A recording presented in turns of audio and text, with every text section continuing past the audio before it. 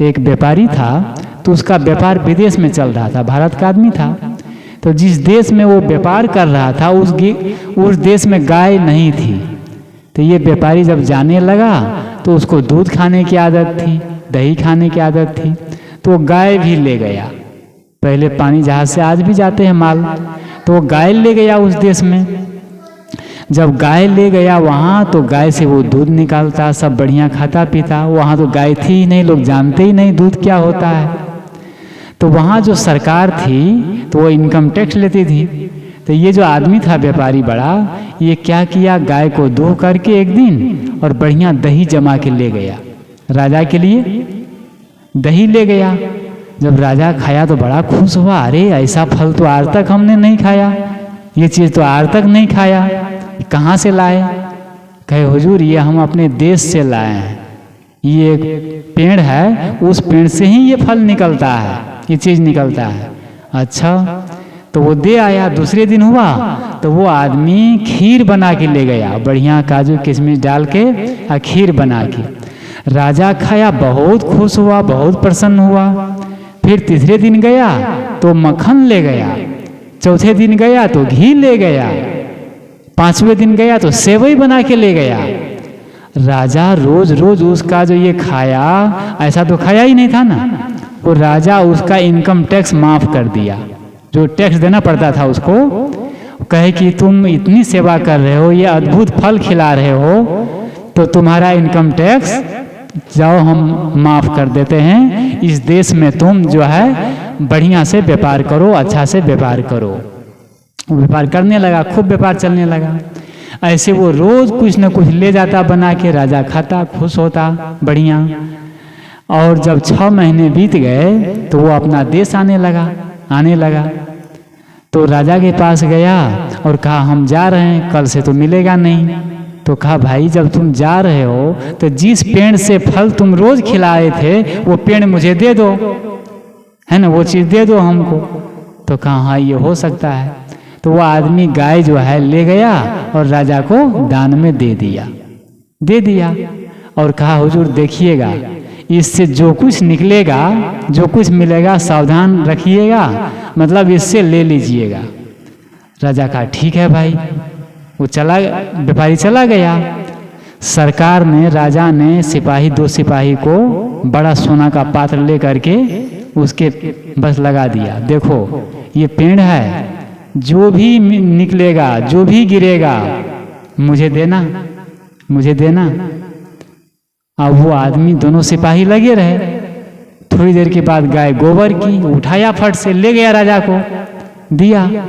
राजा जब लिया, अरे अद्भुत, ये तो 6 महीना से वो खिला रहा था, लेकिन ऐसा तो नहीं था। लेकिन अच्छा चलो वही पेड़ का है तो अलग अलग देता होगा। लिया और थोड़ा सा खाया, थोड़ा सा जीभ पर लिया तो वो एकदम उल्टी होने लगी, ये क्या है। फिर दूसरे दिन हुआ, गाय गौमूत्र देने लगी, फिर वो सोना के पास लगा दिया।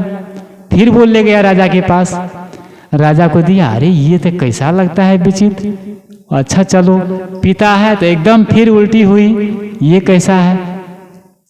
अब तो वो विचित्र बहुत परेशान हो गए।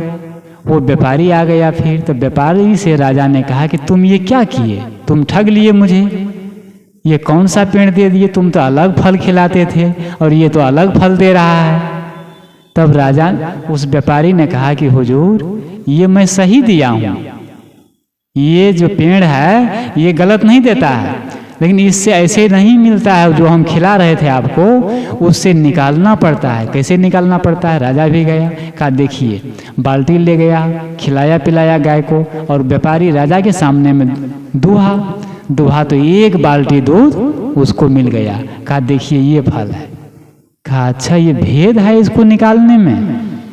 तो कहा कि ये जब तक निकालेंगे नहीं तब तक दूध मिलने वाला नहीं है।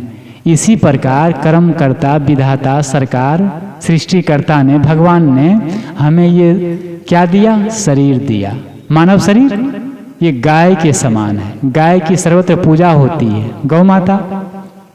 मानव शरीर भी ये पूजनीय है, देवताओं का देवता है, बड़े भाग मानव तन पावा। तो ये मनुष्य शरीर मिला है, इसको योग, युक्ति, ध्यान, साधना, पूजा पाठ करके नियम से, संयम से, जप से, तप से, योग द्वारा तब इसमें मोक्ष रूपी फल, शांति रूपी फल, खीर, मलाई, हलवा, घी मिलने वाला है। अब ऐसे कहेंगे शरीर से मिलेगा, तो शरीर आपको सुख नहीं देगा, मोक्ष नहीं देगा, कल्याण नहीं देगा, ये दर्द देगा, दुख। शरीर में अपने आप दर्द होता है, पैर में अपने आप दर्द होता है, सर में अपने आप दर्द होता है, शरीर अपने आप थक जाता है। लेकिन इसी में क्या है? इसी में अमृत का खजाना है। उसको निकालने के लिए सदगुरु कहते हैं कि उसको हमें जप द्वारा, साधना द्वारा, संयम द्वारा, धर्म द्वारा, भक्ति द्वारा यदि हम अपने अंदर झांकेंगे, अपने भीतर झांकेंगे और साधना करेंगे, इसी में महा आनंद, महासुख की प्राप्ति होगी। इसी शरीर में सिद्धार्थ ने निर्वाण को प्राप्त कर लिए, वर्धमान ने केवल्य प्राप्त कर लिए, महावीर स्वामी, सदगुरु कबीर और संसार के महापुरुष, वे लोग मोक्ष प्राप्त कर लिए, कल्याण प्राप्त कर लिए। यही शरीर था, यही संसार था, उसके लिए अलग संसार नहीं था, अलग शरीर नहीं था, यही संसार। और इसी शरीर में रह करके महापुरुष वे लोग भगवान बन गए, देवी देवता बन गए, और हम शिकायत करते हैं नहीं। तो सदगुरु कबीर कहते हैं कि दुई पाट भीतर आए के साबुत बचाने कोई। आज आदमी दोनों पाटों, खानी जाल वानी जाल, मोटी माया झीनी माया, द्रव्य और गति, प्राणी और पदार्थ, मैं तू में, लड़ाई झगड़ा में, बैर विरोध में आदमी कितना समय देता है? पूरा नींद खुलती है, बाहर भागो भागो भागो भागो, और भागते भागते दिन भर भागता है, और शाम को फिर कहाँ पहुंच जाता है? रात में जहां से चले थे वहीं, है ना? दौड़ तो बहुत लंबी थी, पहुंचे कहाँ? कहीं नहीं पहुंचे ना।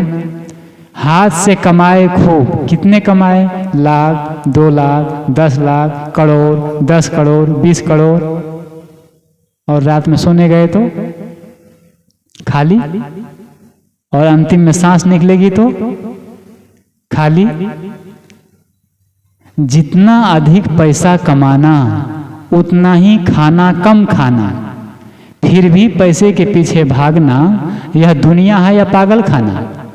किसी ने क्वेश्चन किया कि जितना अधिक पैसा कमाना, उतना ही खाना कम खाना, फिर भी पैसे के पीछे भागना, यह दुनिया है कि पागल खाना? पैसा नहीं कमाना चाहिए, धन नहीं कमाना चाहिए, ये नहीं कहा जाता है। सब खूब कमाओ, खूब काम करे, खूब मेहनत करे, खूब धन कमाए, लेकिन खूब धर्म भी करे, भक्ति भी करे, साधना भी करे, जो आया है उसका इन्वेस्ट भी करे सही जगह में, तब तो सार्थक है। लेकिन वो आय होगा तो व्यय भी होगा, आमदनी होगी तो खर्च भी होगा, जब इनकम होगा तो इनकम टैक्स भी चुकाना पड़ेगा, सही है ना? सरकार का नियम है।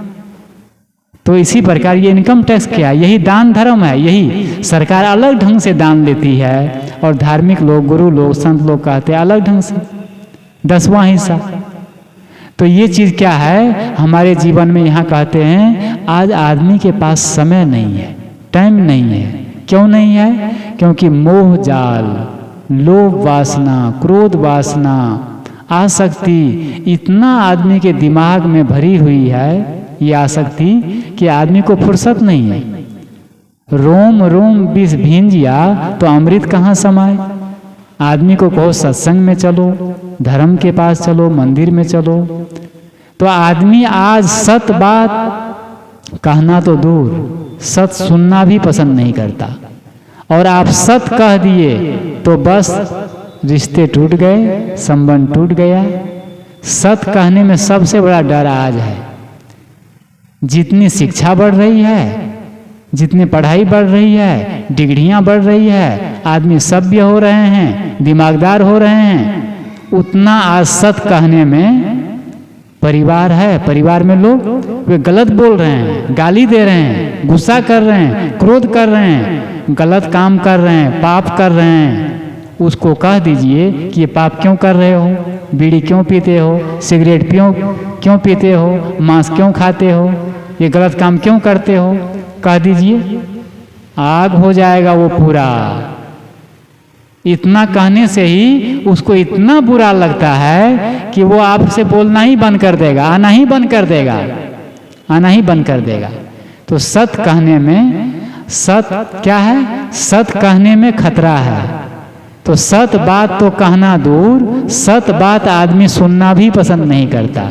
अगर सुनना पसंद करता तो आज सत्संग में और धार्मिक जगहों में लोग जाते, भीड़ होती, जहाँ पर नाच है, नौटंगी है, ड्रामा है, कबीर लीला है, राम लीला है, भागवत कथा है, लालावती कलावती की कथा है, देख लीजिए, एकदम भीड़ मची है पूरी, तनिक नींद नहीं आया रे। कबीर साहब ने कहा है कि अजब जमाना आया रे, अजब जमाना आया, जहाँ कहीं हो कथा और कीर्तन तो नींद बहुत आया हो रे, और जहाँ कहीं भी हो बेसिया नाच तो तनिक नींद नहीं आया रे। कबीर साहब ने गिनाया है। तो गलत जगह जाने के लिए आदमी, सुनने के लिए नेगेटिव विचार बहुत, लेकिन अच्छी बातें सुनने के लिए आदमी को टाइम नहीं है। इसीलिए कहते हैं कि आदमी दुखी क्यों, दुखी इसीलिए है कि सुख वाले विचार नहीं ले पा रहे हैं। ऋषि ने कहा, अस्मिन महामोहमय कटाहे सूर्य आग्निना रात्रि दिवेंधनेन माँ सर्तुदर्वी परिघट्टनेन। क्या कहते हैं ऋषि? कहते हैं, ये महाभारत का श्लोक है, मंत्र है, अस्मिन महामोहमय कटाहे। ये संसार क्या है? संसार के लोग, ये महामोह की कड़ाह है। काल सबको महामोह की कड़ाही में, लोहिया में, उसमें अस्मिन महामोह कड़ाहे, कड़ाह में माँ सर्तु, मास और ऋतु कि ये इससे उलट पलट कर सूर्य अग्निना, सूर्य रूपी आग और रात दिन रूपी ईंधन के द्वारा सबको उलट पलट करके रांध रहे हैं, पका रहे हैं। यही वार्ता है, यही व्यवसाय है संसार का। कितना ये अद्भुत है कि महामोह की कड़ाही, आदमी के दिमाग में कितना मोह है, कितना बहुत बड़ी मोह की कड़ाही है। और इस कड़ाही में क्या क्या है? सूर्य की आग लगी है, दिन और रात रूपी ईंधन है, मांस और ऋतु करछुली है, पलटा है, चम्मच है, उलट पलट के। इसका कहने का अर्थ है कि सूर्य आग है, गर्म है, दिन बीतते हैं, रात बीतती है, ऋतु बसंत आते हैं, मास आते हैं, पक्ष आते हैं, ऐसी में हमारे जीवन बीतता है, समय बीतता है। और वक्त समय ही काल है, और सभी प्राणियों को उलट पलट करके, रांध करके बस इसमें समाप्त कर देता है। तो जो वही सूक्ष्म जीव है, भाग्यवान है, जो मोह से अपने आप को बचा लिया। कहाँ ही कबीर ते बाची हैं, जाही न मोह समाए। कबीर साहब क्या कहते हैं? कहाँ ही कबीर ते बाची है, जाही न मोह समाए। जिसके चित्त में, जिसके दिमाग में मोह नहीं टिकता, अर्थात मोह माया से ऊपर हो गया, वही इस संसार से बचेगा। ये दो चक्की से है ना, चक्की जो चल रही है, इन चक्की से बच जाएगा। चक्की जब चलती है, जाता पीसते हैं तो अनुभव है, माताएं बैठी है तो उसमें जब कील होती है बीच में, वहीं पर देते हैं, दाल चावल डालते हैं और जाता चलता है, घुमाते हैं। तो जो भी अन्न, दाल हो, गेहूं हो, कुछ भी हो, तो जो परिधि में चला जाता है वो सब पीस करके नीचे गिर जाता है, और उसी में 2-4 दाना कील के पास रह जाता है, मूसर के पास रह जाता है। और जब चक्की उठाते हैं तो सबूत बचा रहता है, वो 4-5 दाने जो भी है, जो कील के पास रह गया वो बच गया, और जो परिधि में चला गया वो पीस के निकल गया। ये कील, ये मूसर, ये सत्संग है, भक्ति है, गुरु का ज्ञान है। जो जीव, जो आदमी सत्संग में आ गया, भक्ति में आ गया, गुरु के पास आ गया, तो समझो वो कील के पास आ गया और वो पीसेगा नहीं, अब तो वो बच जाएगा। और जो नहीं आया तो बस वही रात दिन बस हो गया, तो पीस जाएगा। अंतिम में मरते समय सबको याद आता है कि क्या करें। ये मौत की याद कब आती है, राम की याद कब आती है, भगवान की याद कब आती है? अंतिम सांस जब ले रहा होता है तब संतों के पास जाते हैं, भगवान के पास, मंदिर में। चलिए गुरुदेव और मंत्र सुना दीजिए, कान में कुछ कर दीजिए, चरणामृत दे दीजिए। अंतिम में सब दिन आन के और अंत में भगवान के, भगवान पसंद करेगा। तो इसलिए कहते हैं अंतिम में सब लोग क्या कहते हैं जब शरीर छूट जाता है तो, राम नाम सत्य है और सबकी यही गत है। कब कहते हैं प्रकाश जी, कब कहते हैं? जब सुनने वाला नहीं रहता है, सुनने वाला चला गया ना, तब उसको सुनाते हैं। लोग बहुत चतुर है कि पहले सुनाओगे तो कहीं देखो फिर घर द्वार छोड़ के राम नाम जपने लगे, साधु बन जाए, तो जिंदगी भर लोग नहीं सुनाएगा। लोग सत बात नहीं मना करेगा, मत जाओ मत जाओ मत सुनो, है ना। आज जब मर गया, सही छूट गया, आत्मा चली गई, तब कहते आप तो सुनने वाला है ही नहीं, ठीक से सुना दो, हैं। तो संत महात्मा पहले ही कहते हैं भैया राम नाम सत्य है और सबका यही गाता है। जिसको बचना हो आ जाओ कील के पास, आ जाओ कील के पास। तो हम सबका क्या विचार है भाई, पहले राम नाम सत्य है जान लो, आत्मा में स्थिर हो जाओ, भक्ति कर लो, साधना कर लो, मोक्ष प्राप्त कर लो, तो फिर पिसोगे नहीं, दुख नहीं भोगेंगे। और नहीं तो क्या है, बस दुख तो भोगना ही है। तो कबीर साहब कहते हैं, चलती चक्की देख के मेरे नैनन आया रोय, दुई पाट भीतर आए के साबुत बचाना कोई। दुई पाट, ये खानी जाल वानी जाल, संसार का रहट चक्र, ये संसार दुखों की खान।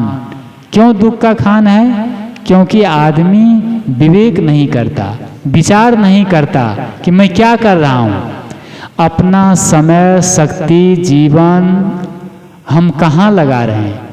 जिसमें हम लग रहे हैं वो नाशवान है, परिवर्तनशील है, छूटने वाला है, और हम अमर है, हम अविनाशी है, सब छूटेगा लेकिन हम नहीं बिछुड़ेंगे।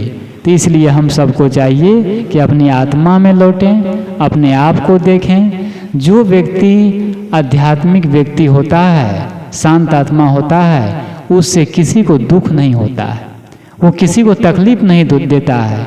इसीलिए धर्म की, भक्ति की, साधना की परिभाषा है कि अपने सुख के लिए दूसरों को दुख मत दो।